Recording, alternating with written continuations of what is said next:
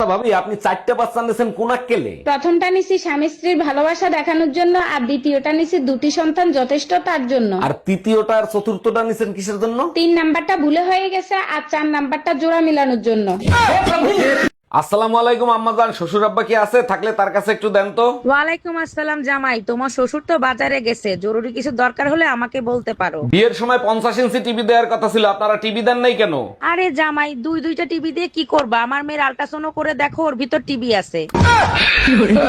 এই শুনছো, সেতু ভাইয়ের বাসায় মনে হয় গ্যাঞ্জাম লাগছে। সেতু ভাই ব্যাংকক যাবে, মনে হয় ভাবি যাইনে গেছে। আমি বুঝি না, স্বামীরা এত কষ্ট করে, মাঝে মধ্যে ঘুরতে গেলে সমস্যা কি? তোমার মতো কয়জন হয় বলো? তুমি রেডি হয়ে কোথায় যাচ্ছো? আমার সাথেই তো সেতু ভাই ব্যাংকক যাবে। এই বমি করতেছো কেন? কোনো সুসংবাদ আছে নাকি? আরে না, সকালে তুমি ঝগড়া করে গেছো না, রাগ করে বিষ কিনে এনে খাইছি, বিষে কোনো কাজই করে নাই, এখন শুধু বমি আসতিছে। তোমারে কতবার বলছি যে কোনো জিনিস কেনার আগে ভালো করে চেক করে কিনবা, এখন টাকাও গেল কাজও হইল না।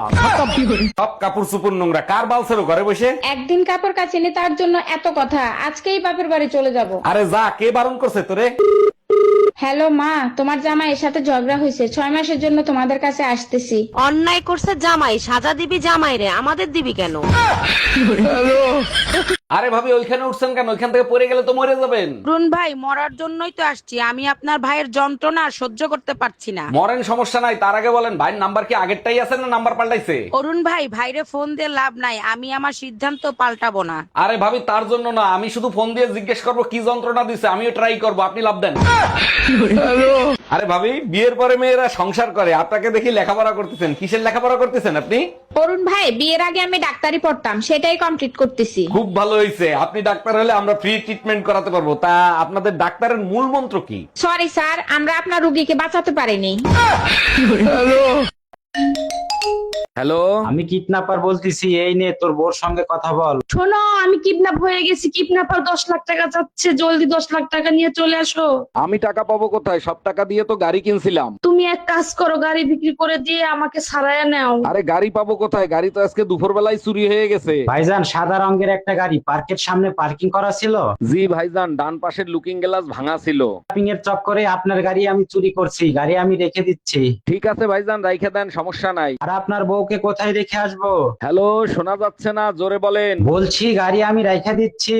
ঠিক আছে, রেখে দেন। আর আপনার বউকে কোথায় রেখে আসবো? হ্যালো হ্যালো, শোনা যাচ্ছে না, জোরে বলেন।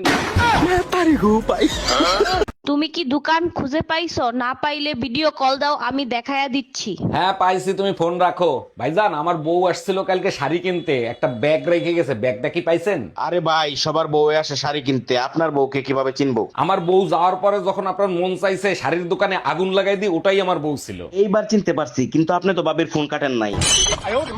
হ্যালো, আজ তুই বাসায় আয়, তোর গায়ে যদি আগুন না লাগাইছি, আমার নাম টুম্পা না।